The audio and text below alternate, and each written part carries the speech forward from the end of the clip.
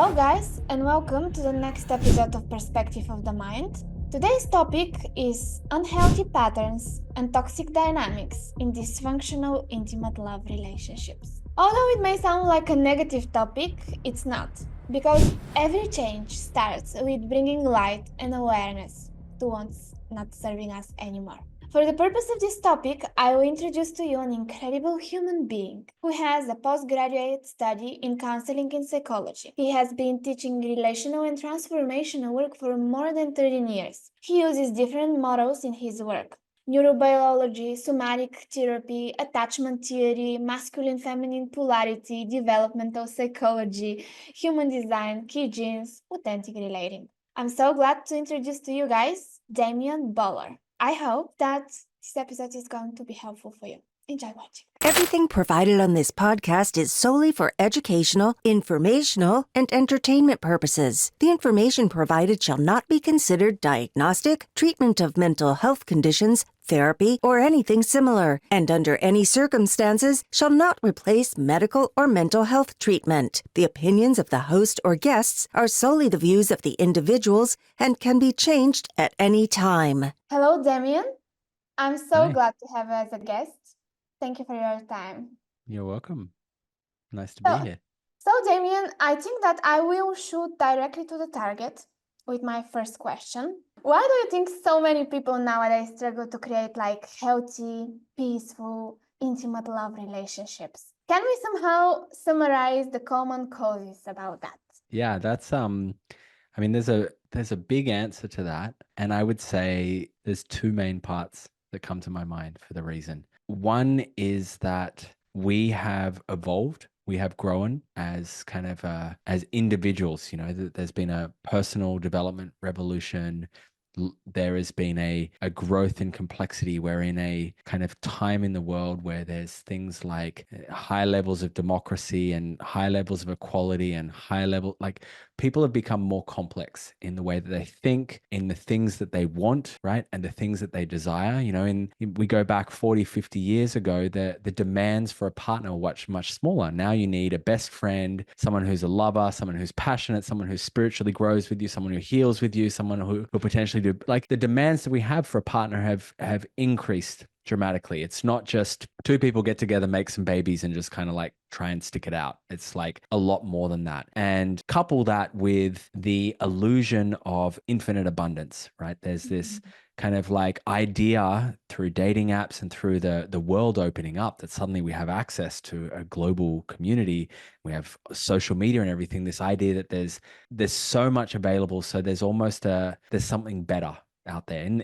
In the past, if you lived in a town or a village, 500, 1,000, 2,000 people, that was it. That was your pool, right? It's you didn't extend beyond that. Maybe you're a brave person who went to a city and it kind of increased a little bit, but it's not to the level that it is now. So there's this almost illusion that if it isn't quite working out the way that you think it is, just get another one. It's you can just swipe left and go next, next one available. So the willingness to stick through the difficulties and the challenges of navigating, coming together in this with a more complex demand. So we've got this, actually, I said two things. I make three things. Kind of the top is we become more complex, right? We need more from each other.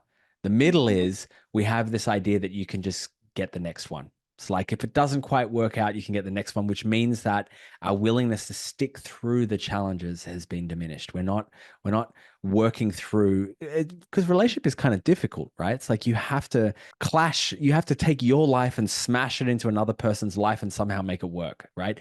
With different needs and goals and desires, and just hope you can make it work out. And then the bottom part of that is that there is this modern Western parenting in particular, and the state of the world has created I believe, a new phenomenon that we call attachment trauma. right? Modern parenting has, like, in the past, you go to the less developed countries, they have, I was telling you before, my wife is with our baby full time right now. But in Western parenting, you're not told to do that. You leave the baby once the baby reaches a certain point, you put them in a separate room and you let them cry it out. You feed them on schedule. You only give them bottles at certain times of the day, and you're trying to all of that stuff creates what we call attachment trauma. And you add to that the level of stress, two parents working, the lack of attention on a child. We have this fairly modern phenomenon. I would say probably in the last 40, 50 years, we've seen, maybe 60, 70, we've seen a rise in this. I would say it was probably less of a thing in the past. Probably existed, but less of a thing. So we have this attachment trauma. So our nervous systems are not calibrated to bond effectively. So we have a difficulty in bonding with another person. So we get triggered and you get like dysregulated and you kind of go control and you do this anxious avoidant kind of thing. And one person needs too much and the other person's like, whoa, that's too much. And you're kind of trying to do that with not willing to stick it out, with more complex demands. And now we have a real difficulty in creating healthy, sustainable relationships. Before we continue, I would like to ask you to do me a favor. Can you please subscribe for the channel and like the episode? It will give me a feedback that what I'm doing is bringing value to your life, and that's a huge motivator for me, keeping me going. In return, I promise to you that I will continue bringing more inspiring people, more inspiring conversation, so that, I can bring awareness and I can help you to live your best life. Thank you, and let's go back to the episode. And I want to go back to what you have said. One of the reasons is that we somehow don't want to go through the tough times because, the next option is there. Why should we do that? And my question is, how can we know that, yes, there is a problem we need to work on, or that's a problem that is a deal breaker? That's a good question.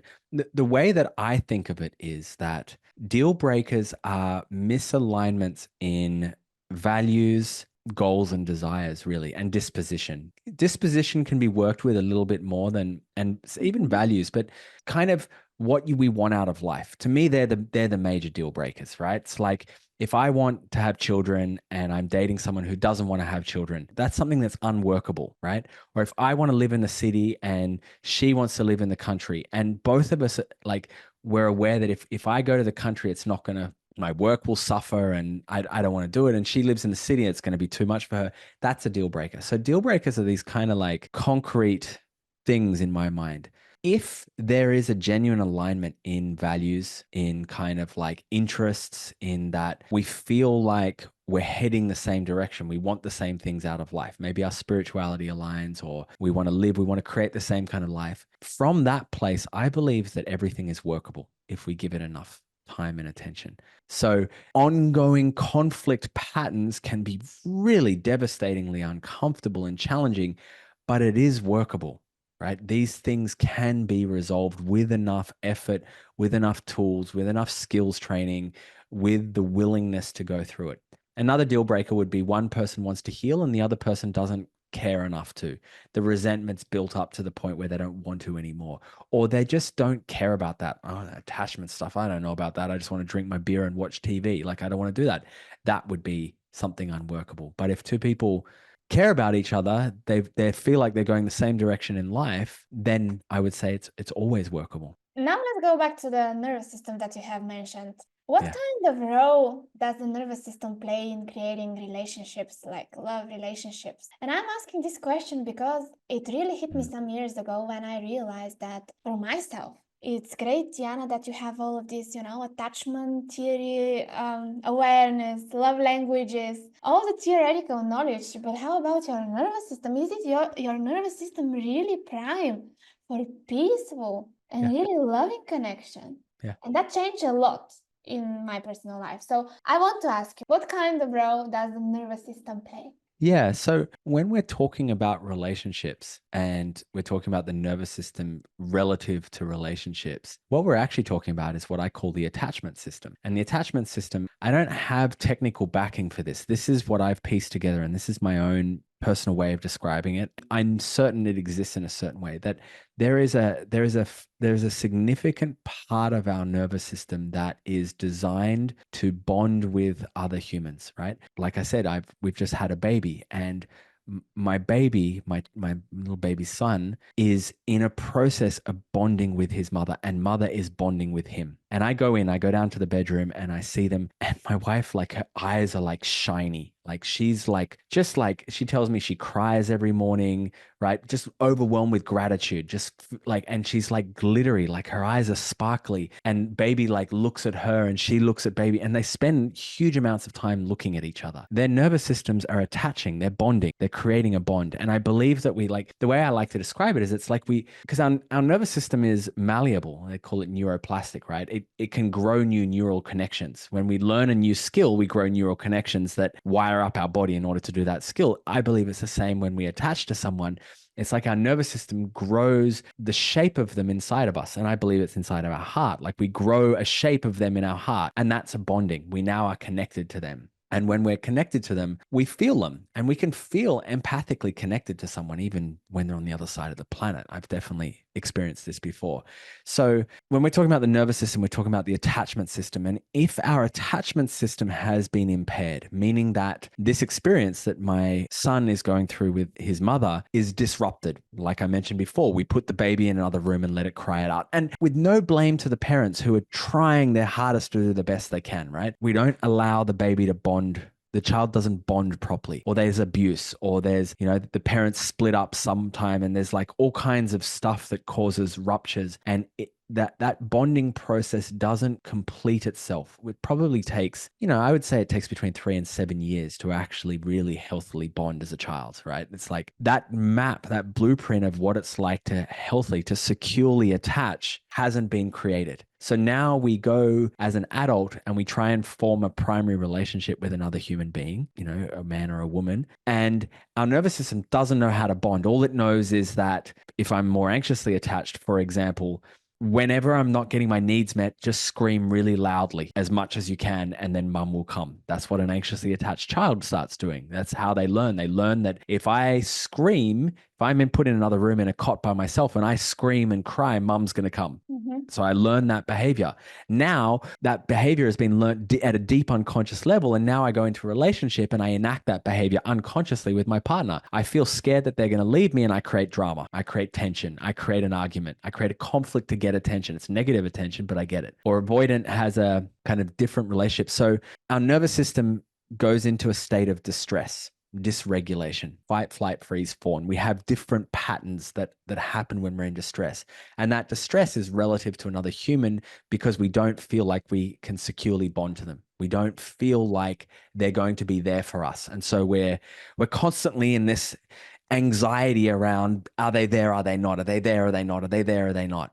Yeah. Is it how like the trauma bond actually in adult life is created? Yeah, absolutely. The It's trauma not- bond is, the trauma bond generally occurs between, it's like there's this wild thing where we are attracted to our wound mates, right? Like we just are. We're just Yes. naturally Yeah. attracted to reciprocal wounds. They fit together like puzzle pieces. It's wild, and there's no escape from it. That's just the way it works.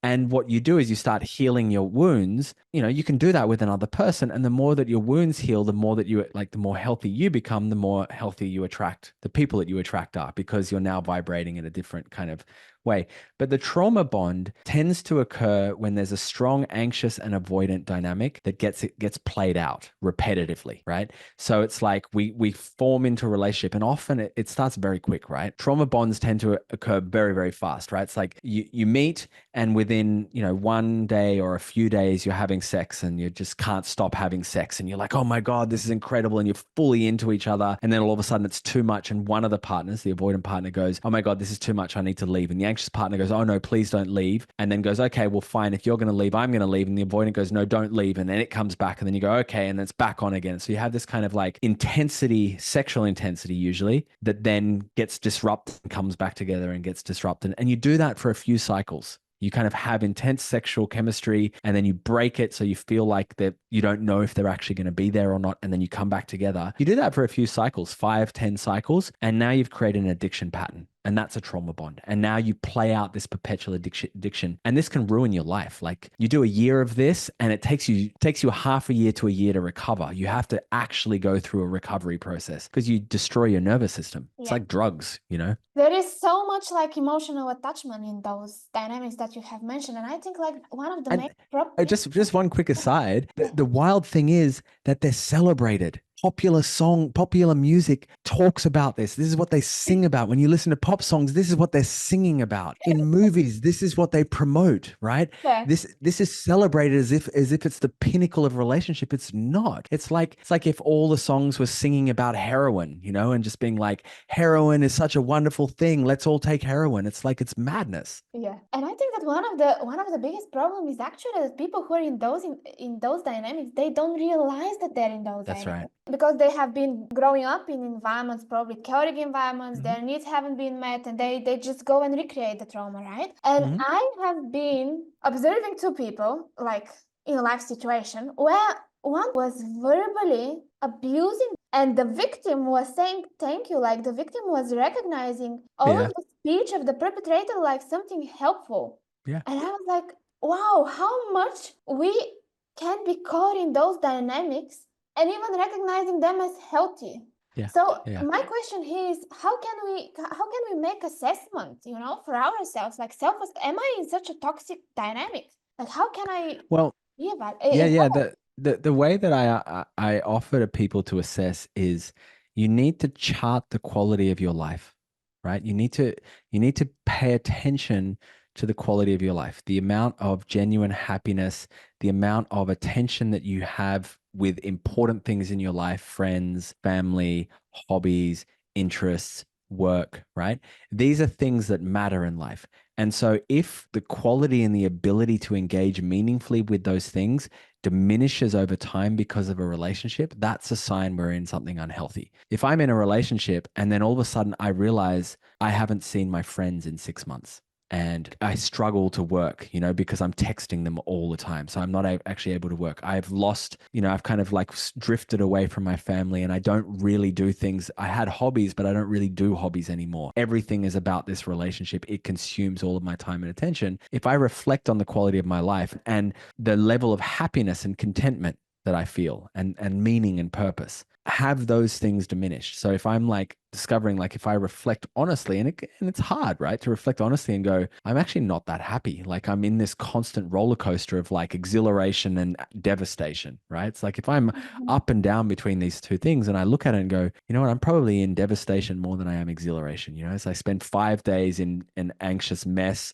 not able to work so that I can have 2 days of like intense sexual chemistry with this person. And that's my life and nothing else happens. Well, that's an unhealthy dynamic. So there's all shades of that. The assessment is to look at the quality of our life and what happens over time. A healthy relationship leads to us having a better life. If we're in a healthy relationship, we will find that we will feel more fulfilled. We'll have more meaning in our life. We'll have more success in our life. More than likely, we'll make more money. We'll be happier. Like our life will generally trend in a positive direction in a healthy relationship. Right. And there's the statistics around that, like healthy long-term relationships are markers for happiness, for longevity, for health, for wealth, right? They really are. Who said that the most important decision that you would do in your life is basically choosing a partner? I don't remember. Oh, yeah. Like, I mean, if you're going to live with someone and make children with them and dedicate your life to them, it's like, you better make a good choice. Yeah, that has such a big impact on our health, physical, mental, work, as you mentioned, everything, basically. Yeah. And on the other side, I think are the people who realize that they're in unhealthy, toxic environments, dynamics. And I'm sure you have heard that, but I still love him. I still love her. How do I know that? Then what can we do about that? That's a difficult thing because, like, is it love or is it infatuation? You know, and again, when someone's in it, you can't talk to someone because they're in addiction, right? You can't talk to someone who is in active addiction. They don't listen. That's the truth of it. Someone who is in active addiction, not recovery, they will be in denial, right? You know, like I've been in a kind of relationship like this. It was pivotal for me. Coming out of that kind of relationship, like changed the direct trajectory of my life because I was like, I'm never doing that ever again. And when I came out of it, I had to go to recovery. And part of that, I started going to 12-step meetings. So 12-step is like famous for Alcoholics Anonymous, but there are a number of other 12-step groups. There's Sex and Love Addicts Anonymous. There's Codependence Anonymous. There's Adult Children of Alcoholic, so there are a number of them. And I started going to these 12-step groups. And always the first step in the 12 steps is coming out of denial. It's admitting you're powerless, right? It's admitting that you have an addiction. And that's the first step. So if someone's like, oh, if I'm able to observe and go, that is not a healthy relationship, but they're like, I'm so in love, it's like they're in addiction, right? The only, like, I could potentially create an intervention for them, and pull them aside with a bunch of friends and express how concerned we are. But if they're in active addiction, it doesn't matter. They're just going to go straight back, right?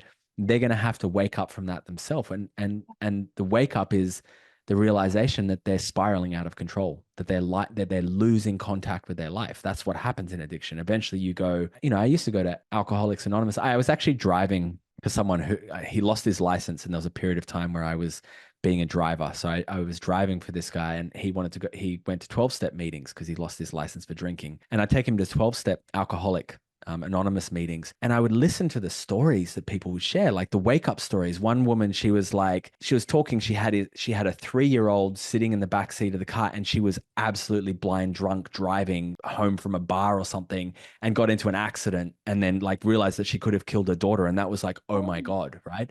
And I'm saying that to kind of paint the picture of the level of devastation that addiction happens. And even though it's just love, it's just something, if it starts to disrupt us to the point where we end up in agony, people can get suicidal after these kind of experiences, right? Like for me, coming out of that relationship led me to be suicidal. Suicide is basically when you're in an active suicidal ideation, your nervous system is in such a heightened state of distress. That's why it occurs. And so that kind of dynamic, the up, down, in, out, on, off dynamic, creates so much distress that it will lead to these kinds of things.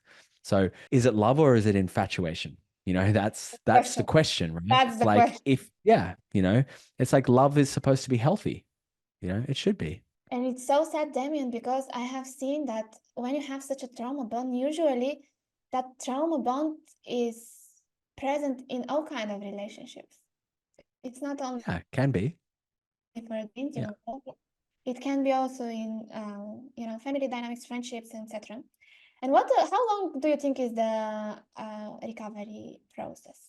I mean, it depends. It depends how long one stays in that kind of relationship, usually, and the severity of it, So, and the tools and support one has available to recover, right? You basically, we need to take the stress off someone, and then they need to detoxify. So we need to take the load of stress off them, and then they need to detoxify that relationship from them, literally, and all the chemicals, the love chemicals that are created on the addiction pattern, and then go through the heartbreak, right? And the need to try and reach out. Like it's like going through that. It's like, if I just want to call them, I want to speak to them. It's like, so, it really just depends. It depends on the person. It depends on how long the relationship went for.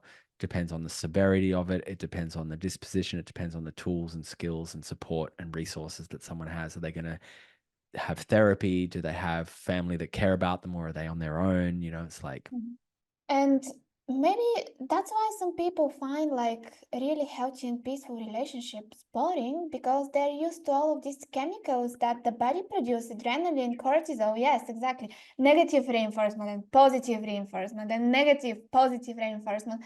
And it's like kind of addiction to that arousal state. Like I need those, exactly. like adrenaline, cortisol. And then, of course, when it's peaceful, we don't have those chemicals are not produced, right? And it's boring. Yeah. Is Yeah. it true? I mean, yeah, well, like to a heroin addict, when they come off heroin, life's going to feel boring. It will, right? To a cocaine addict, when they stop taking cocaine, life's going to feel boring at first. Yeah. That's the reality of it. But life's only boring because we've been hyperstimulated, right? So we've stimulated ourselves so intensely that we need hyperstimulation. It's like, but you can't live like that forever. You can't. Nobody can. Like nobody can. And that's one of the biggest questions I always get as well. And that's the thing that people want. It's like, can I still have that in a healthy relationship? can I still get that intensity in a healthy relationship? It's like I don't want to give it up. But it's like, well, can you still take cocaine and be sober? It's like, no, you can't. But there's something else available, right? There's something deeper and more subtle and more sustainable and more profound, and it lasts longer. It just takes longer to get there. Meaningful things take time, right? If I want to become a healthy human being, and say I love the analogy of just like, if I want to get fit, it takes time and consistent practice, and it's boring as hell going to the gym and working out and eating the right food. And at the beginning, it's boring, and I feel tired and irritable, and I don't enjoy it. 6 months in, you feel great. You start to feel like you have more energy. Your digestion starts working properly, right? There's periods of time where I was really focused on my health, for example, and I like really focused on health and kind of like healing parts of my body. And I would get to this point where eating food was orgasmic. Like I would eat food and wasn't eating, it was digesting. I would feel my body digesting food and it would feel really good. I'd be like, because things were working really well. And I was like, oh, that feels like I feel really good while my body's digesting food. You don't Mhm. get that when you eat junk food. You don't get that when you eat No. McDonald's or something like that. You get a little hit at the beginning and then you feel crap afterwards. It's the same thing here. But you give it enough time in a healthy relationship and it starts to give something that you can't get anywhere else. You can't get it. You can't get it in a trauma bond. You can't get it in an intense, infatuated relationship. You can't get it. It's unavailable. And you don't know what it is until you have it, right? Until you've experienced it. And it's like, oh, it's quiet, it's deeper, but it's like persistent. It's this loving of like, this person is with me. I'm part of a team. I'm part of something with somebody, and my life is richer and better for it. And we have to be willing to go through the recovery process to reach this Totally. point. And I read like the book of Anna Lembkin, Dopamine Nation. I really recommend the book. It's about addiction. And she says in the book that especially the first 2 months in recovery, and it doesn't matter what kind of addiction we're Oh talking yeah, about, it's like a hell for the totally. like a hell. So someone Yeah. shall really be willing to go through that in order to reach what you have explained in the end of your Hmm. speech. That Yeah. Yeah. And it's it's not connected. just 2 months. It's like to reach what I'm talking about is it's like you have to do some deep healing, right? It's like, okay, 2 months of detox, That's or, a hugely and then intense. and then you have to like find someone who's going to be in a healthy relationship. And then you have to work through the challenges because you'll have a Yeah. little honeymoon period and 6 to 12 months will feel really great. And then the conflicts and the struggles will come up and your little attachment wounds will come up and you'll have to work all of that out. And your wound patterns will come out and they're perfectly complementary to each other. And you have to work all of that out and you have to sit through that. And it can suck sometimes as well. And so it's like the reality. And you started off asking the question, why do we have so much difficulty in healthy relationship? And one of the answers was like, we're not willing to go through it. It's like to Mm. heal attachment trauma, we're looking at 2 to 5 years minimum, right? 2 to 5 years. And we're erring on the side of 2 years for people who are actively practicing with the tools and support. Maybe you can do it in 2 years, then you can heal your attachment wounds and come to a secure bond with a partner. More like 3, 4, 5 years, of being in a relationship and working through difficulties. That's the reality of it. Everyone wants the quick fix, but it doesn't exist. Yes, exactly. All of these problems will come up during the after And if even you those leave this relationship and go to another one, you just get the same problems the again. same. Yeah, exactly. You're just reinforcing everything and re-traumatizing yourself. Yeah, huge topic. Now I want Big topic. to talk to you about codependency. One person wants to is the savior, another one want to be saved. Very Yeah. unhealthy. But at the same time, there are people who don't want to go into those relationships, intimate relationships, because they're afraid that they will become too codependent. They will lose their independency. So where is like the boundary? Yes, I'm in a relationship. We exchange, we are kind of dependent, but at the same time, I'm not losing my identity as a person. Where is that healthy boundary? Yeah. Yeah. Yeah. I've got two kind of answers for you. One is a bit more pragmatic, and the other is a little bit more spiritual. Maybe not spiritual, it's not really the right word. The first thing the first part of the answer is that it's interesting. Codependency was a term that arose out of people working with alcoholism. That's actually where codependency came from, right? So the codependent is the one who enables the alcoholic to continue their addiction. So the codependent lives in a synergy with the addiction. So the codependent feeds the addiction, and the codependent is benefiting from the addiction of the alcoholic. So the alcoholic is dependent on the codependent, and the codependent is dependent on the alcoholic's addiction. So that's really, and that gives us a little clue as to what actually codependence is. And it's often, it's often one partner is highly dependent on the other for their emotional needs, right? It's usually the anxious partner is the addict in this scenario, and the avoidant partner is the codependent. The avoidant partner gets some sense of validation or worth by the anxious person's addiction to them. So it's a weird dynamic, right? In that scenario, as you alluded to, both partners kind of lose themselves, right? They become used, they become revolving around this pattern of just kind of like trying to feed each other's bottomless pit, right? It's a bottomless pit, and they're trying to like suck that out of each other, and they have no sense of self left. The balance of this is that a relationship is a dynamic tension. And I love thinking of it this way. It's a dynamic tension, means it's always in flux between two poles. And those poles are agency and communion, right? Agency is sovereignty, it's independence, it's a sense of individuality, myself. Communion is a sense of togetherness, relationship. When I get into a relationship, you refer to us as a couple. My wife's name is Katie. You would call us Damien and Katie. You acknowledge that there's a couple. There's something that we are. So we're in this dynamic dance between Damien and Katie, right? On one side, there's Damien and Katie. On one side, there's Damien, and we're constantly oscillating between the two. I need to retain Damien, but how can I retain Damien without losing Damien and Katie? How can I be myself while also being in relationship? We're dancing. So codependence is when we collapse on the relationship side. So the individuality is lost, right? We lose our sense of self. We become enmeshed. We're fused. There's no longer a Damien. It's just Damien and Katie. My emotions, my experiences, everything is related to her. If she feels upset at me, I feel upset at her, and we go in this negative spiral. We don't actually have personal experiences. We're constantly bouncing off each other. On the other side, we have hyper independence, right? It's like, it's very hard to do a relationship from agency. You can't. You can kind of work to keep it at bay. The kind of relationship that would happen on the agency side is like two people, maybe, the analogy I like to think of is two high-powered career people who hardly ever see each other, right? They're so focused in their own careers, and they don't really actually have a shared life at all, right? They kind of date, they get together from time to time, and that's kind of it. There's not really a lot of relationship.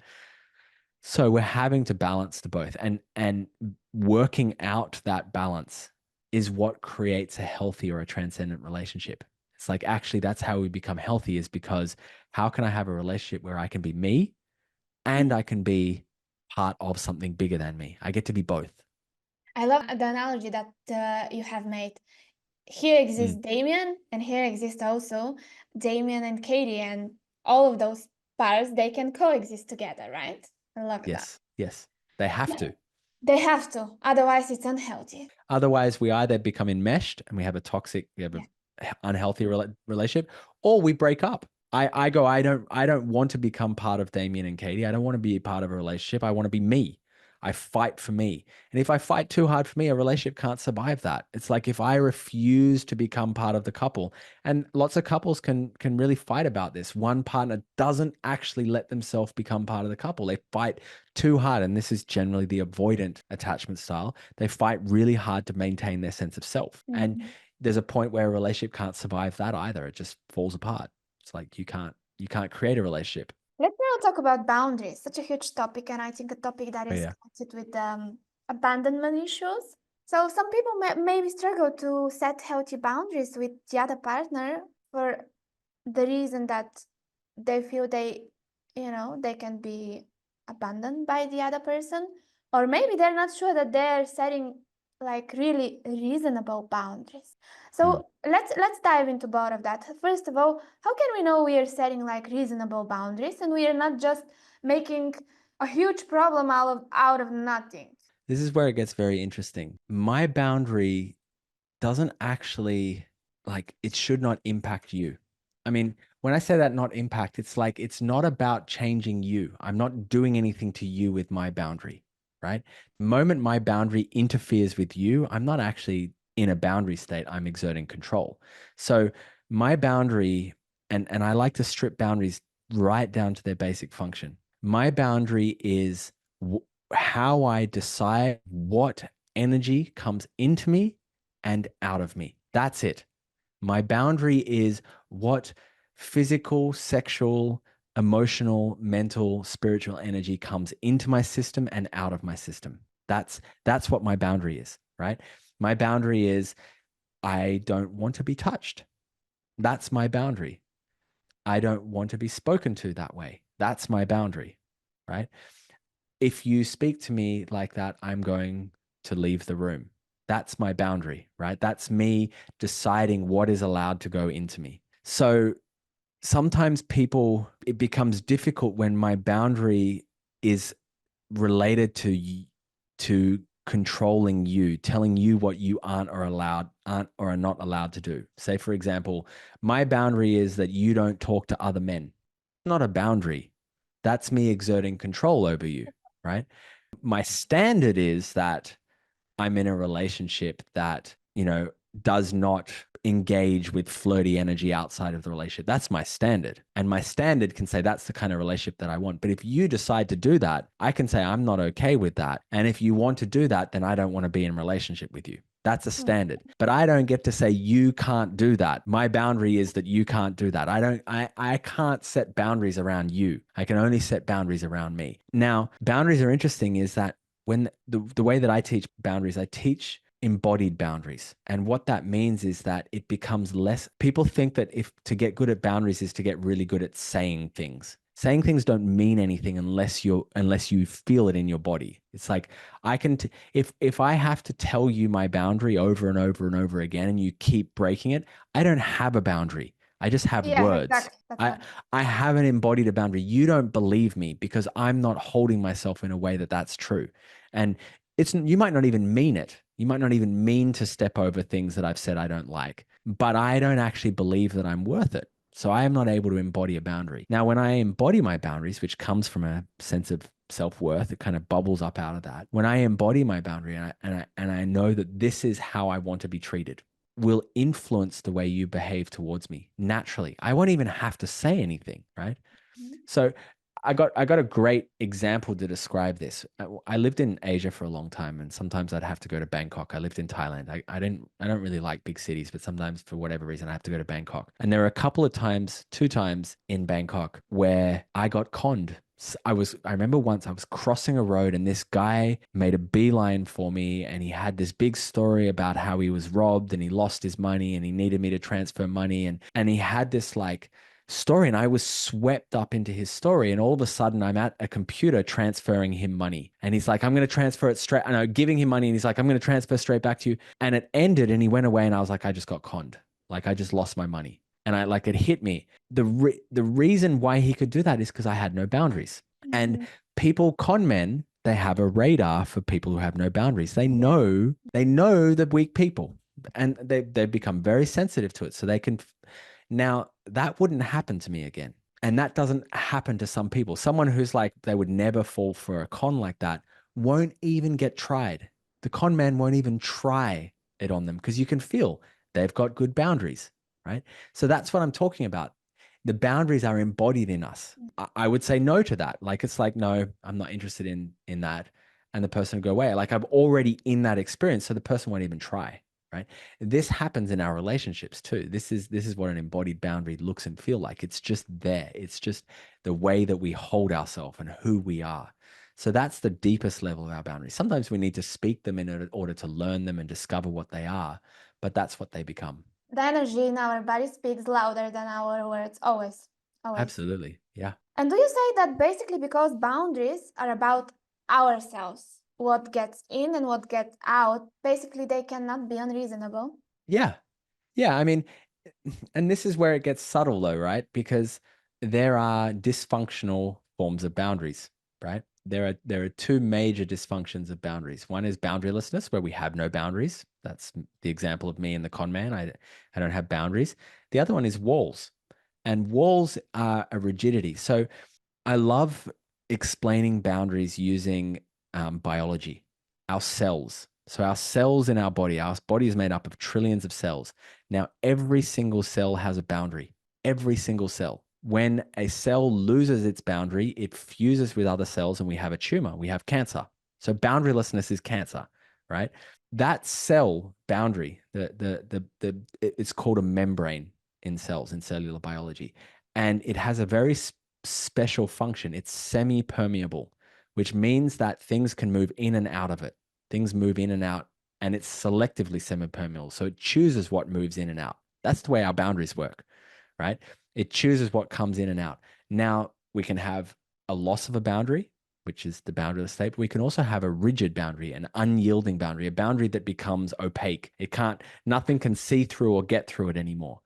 In the body, when our cells boundary walls harden and they stop allowing information in and out, we get diseases like Alzheimer's, right? There's no more communication occurring. More extreme, we get things like gangrene, where we actually have cell death and you have to cut the limb off because there's no more blood flowing there anymore, right? Things don't go there anymore. That can happen relationally as well, right? If I have a wall that's not a boundary, I don't let my emotions out, for example, or my thoughts out, or I don't let it in. I don't let you contact me. I don't let you love me. I don't let you give energy to me. I don't let you touch me. I don't let you have intimacy with me. I block it in some way. And people, that can be habitual. And I can think that I have really good boundaries when I actually just have walls. So again, there's nuances to this. Is it boundary or is it like Is a it a wall wall? that we have Yeah. with the others? Yeah. And the how to know is that boundaries are selectively semi-permeable to circumstance, meaning that they change based on the circumstance, right? Today I'm willing to have a hug and tomorrow I'm not, right? It just depends on where I'm at, right? It's not a blanket thing. I can start to see places where I have walls because that doesn't change. It's always this, it's a habit, right? It's like a no, no, no. It's a no is a habit. It's not, there's no consideration for circumstance or context. And how about boundaries and the fear of abandonment? Yeah, I mean, it can go both ways, right? Like what I just talked about, boundarylessness and walls, it can show up, the fear of abandonment can show up in boundarylessness, which means that I try and cling desperately to another person. I chase them around. I will never let them out of my sight. I'm like, please don't leave me. And I abandon myself. Or it can be walls. I'm so scared of being abandoned, so I won't let anyone get close. So then I'll never feel abandoned. If no one gets close, then I'll never get abandoned, right? So that's a great one, because you can go, I'm so independent, I don't let anyone get close because actually deep down I'm terrified of being abandoned. I don't know if you've heard about that, Damien, but I read somewhere, and I'm not sure about the accuracy of the numbers I will mention, but I think that it was estimated that by 2030, 60% of the women on the earth will be single. And I'm living in Munich, in Germany, and I've read an official article where it said that 45 to 60% of the population is single here in the town. And of course, no judgment. Everybody decides by themselves what is right for them, what is not right for them. I'm just wondering, why is this massive shift happening? Oh, it's a big topic. And in summary, I believe we are going through a developmental transition, right? And what is happening is that we are going through a process of high differentiation. I don't know if you've ever heard of the anima and the animus.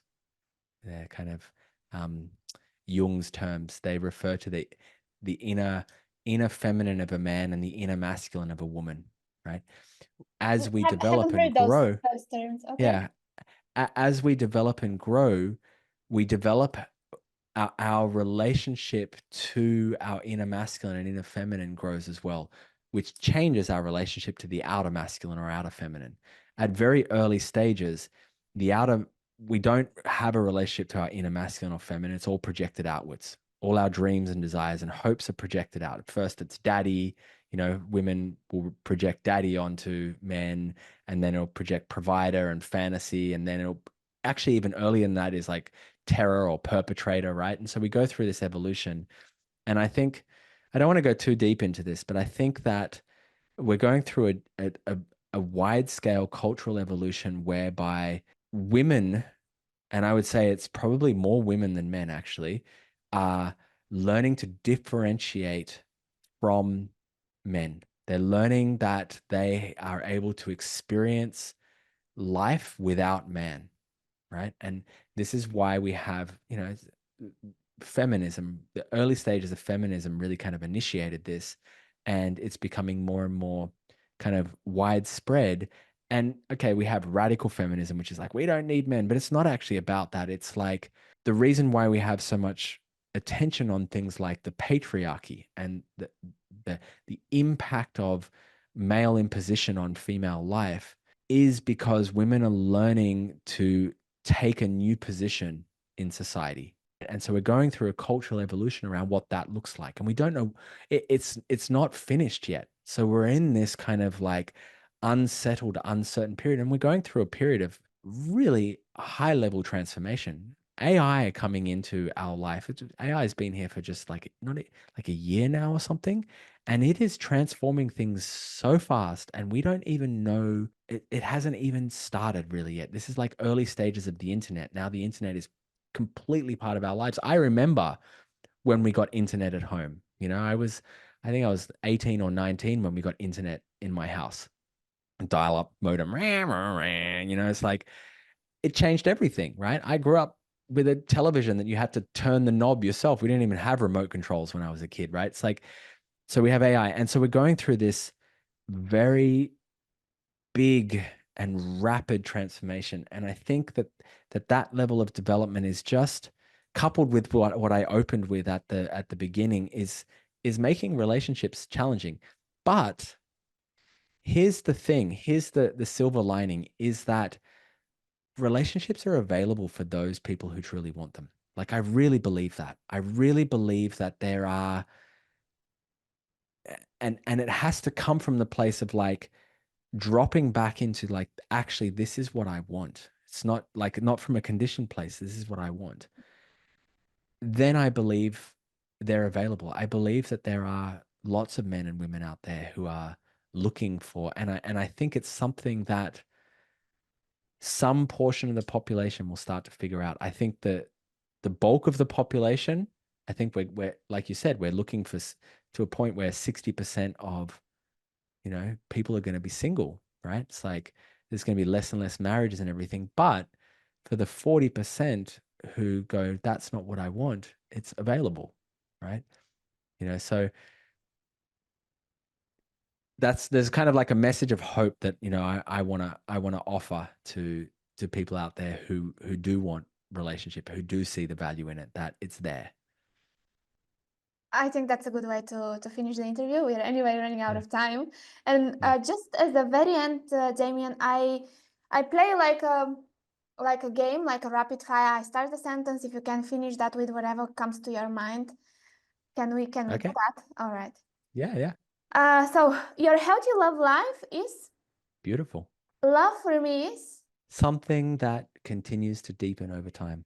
you will find healthy love When you learn to value yourself deeply. the best love advice that I can give to everyone is If you want love, it's there for you, but you just have to be genuine and earnest. It's like you have to really give yourself to it.